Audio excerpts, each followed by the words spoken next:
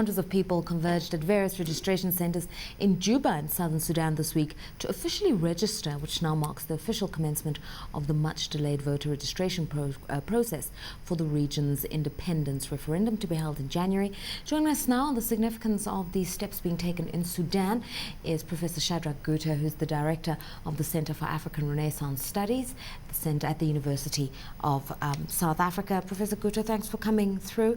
Let's just talk about what's going on in Southern Sudan. Registration has now officially begun, and it's an indication that the region is now gearing itself up for this referendum that has been so controversial in a lot of public debates throughout the year. What's the political temperature like? Well, the referendum is really the litmus test of where Sudan is going, and I think where Africa is going. First of all, for Sudan, as we realize, the comprehensive peace agreement, which was signed in Nairobi, Kenya in 2005, made it quite clear that they have only 6 years of transitional period.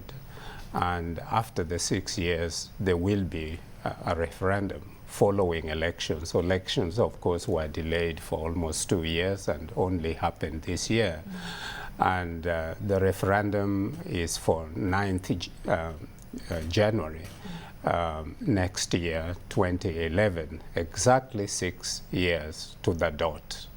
And I think that given the elections, we already have some indication on probably the outcome of the referendum even before it is done. Okay, give us a sense of what that is, because authorities have been encouraging people in Southern Sudan to register en masse so that it's a true reflection of the people's will.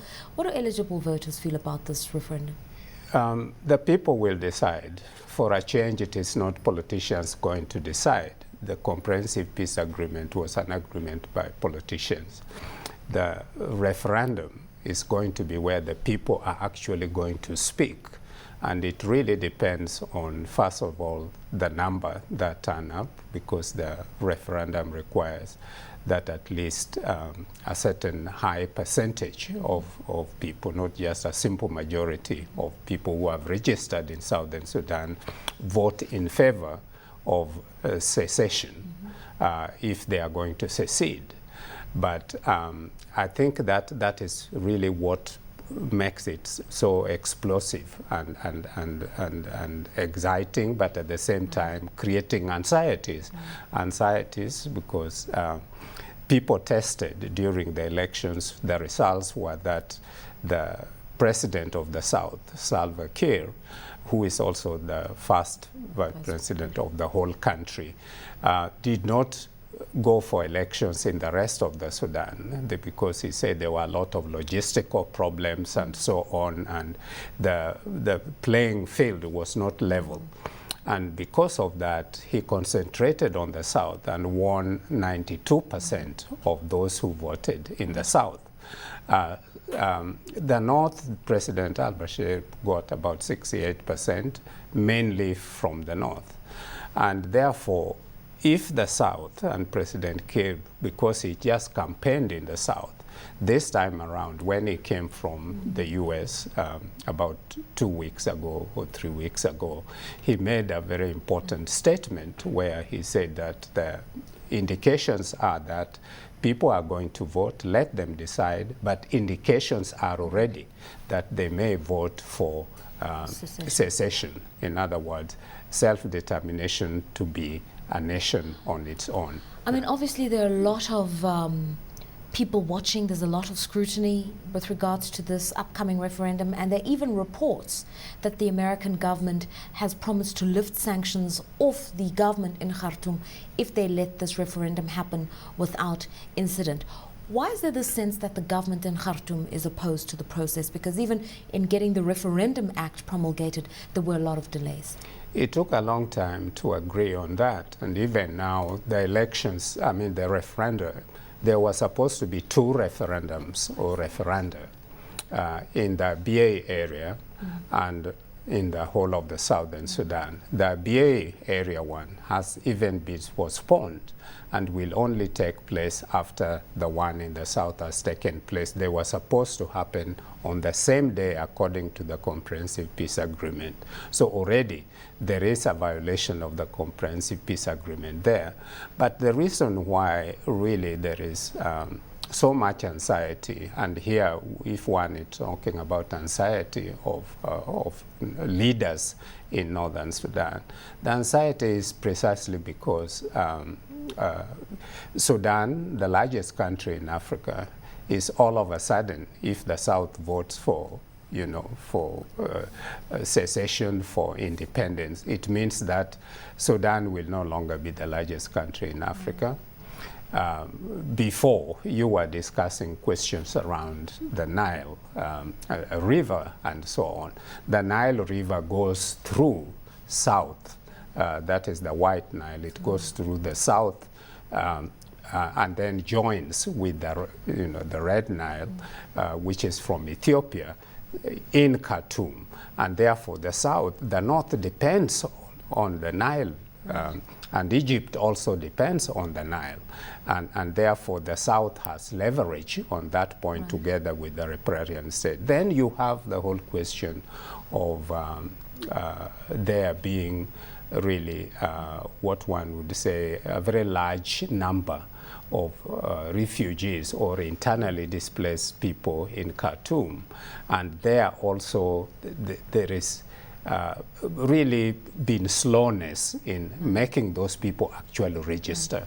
You mentioned the fact that there's supposed to be another referendum in the Abyei region, and we're told that if ever there was a contentious issue, it's this one, because the Abyei region is effectively where a lot of the wrangling about who controls the oil is taking place. Explain to us the strategic importance of Abyei, and this is and why this is an economically strategic important area, and why the referendum then becomes even more complicated. Abyei is the heart of Sudan, precisely because it is that area and along the borders between the north and the south, and Abyei is more or less at the border.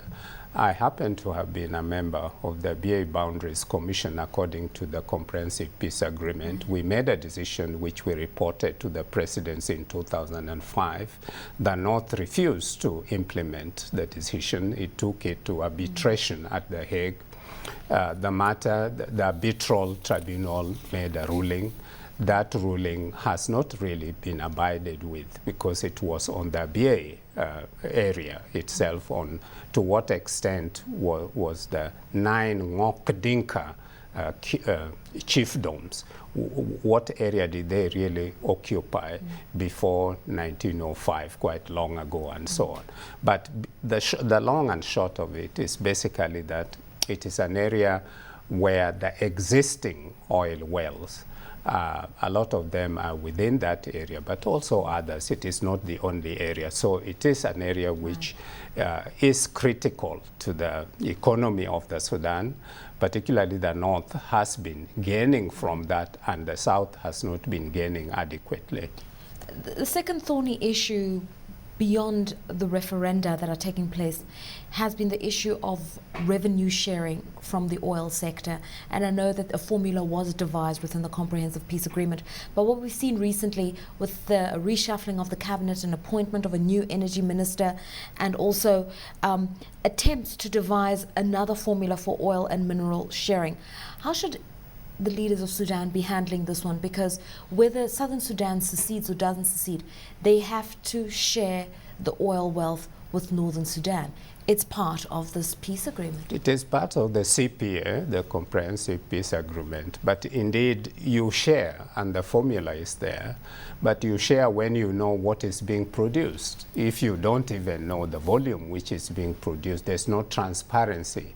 And therefore, there's no accountability that you are really getting a share of the actual amount of oil, that is petroleum, that is produced. So that is where there is a hitch, and therefore calling for transparency in terms of disclosure full disclosure of information is very, very critical, and that is where the South has been indicating that probably they are getting a very small percentage of what they ought to get because they don't know. But maybe they are getting the correct one, but that will only be clear when there is total transparency in the figure. Nyakaka, let's bring you into the conversation. Many experts believe that the referendum result is going to be a yes vote. We'll have to wait for January to see whether that's the case. But in the event that a new country is born out of Southern Sudan, there's a lot of technicality that goes into building a new country, from infrastructure to finding a consistent revenue pool like oil to getting a tax base, etc.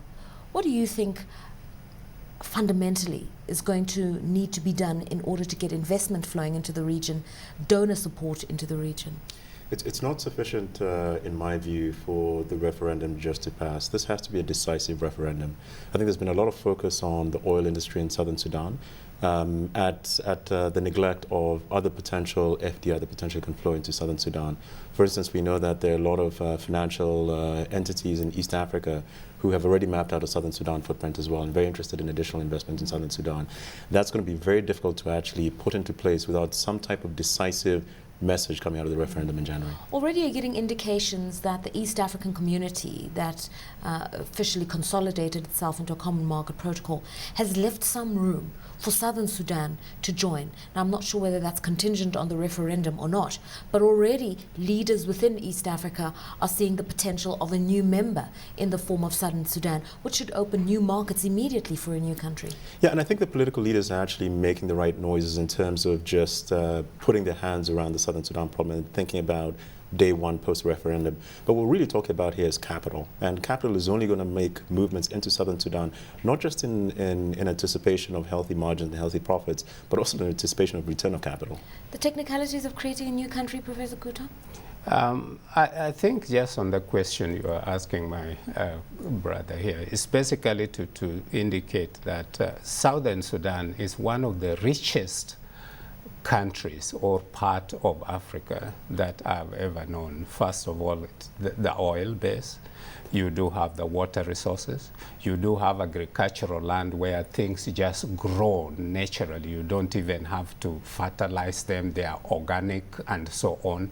You do have other minerals which people have not been focusing on, like diamond, like gold and everything else. So in terms of resources, there is. In terms of population, it's about 12 million, or it is disputed. But that is around roughly the area, or just a bit more. So it has a significant population. For East Africa, it will be a natural entry because a large number of the population in Southern Sudan live in Kenya, particularly in Nairobi and in Kampala in Uganda. There's a lot of business going on already. Many of them work in East Africa and so on. Ethnically, there's a lot of affinity between them, cross-border. So that's a natural one, if that is assuming that the referendum is one for independence. But even if it is not, the whole of the Sudan ought to join East Africa because it is going towards a federation, not just an economic community. And I think it is going to be an area which is a center of really of focus. And a final question to you, Professor Gutto, in terms of compromises ahead of the referendum, compromises on oil, compromises on boundary demarcation, compromises on nationhood and human rights, what could be done? Because we're told that a country like China is a major investor in the Sudan, and to some extent they could use their investment power to try to get some sort of concessions on both sides. They could enter this entire debate by way of being an arbiter. They could, but it is not only China. I think we have overplayed China because China has not been an investor in Africa before the West. a lot of petroleum companies in the West, which are the giants in transnational corporation, are already there. So it is not only China as such, but all of them will have a role to play, and they have a responsibility to do so, because any conflict, particularly any armed conflict between the two countries and so on, it means that there won't be, they can't be able even to get the oil or other investment opportunities and so on. So peace is critical to Southern Sudan, and all role players, internal and external, within the IGAD framework, with the neighbors, the external investors in Southern Sudan, they have a responsibility and they ought to play that role. Yeah.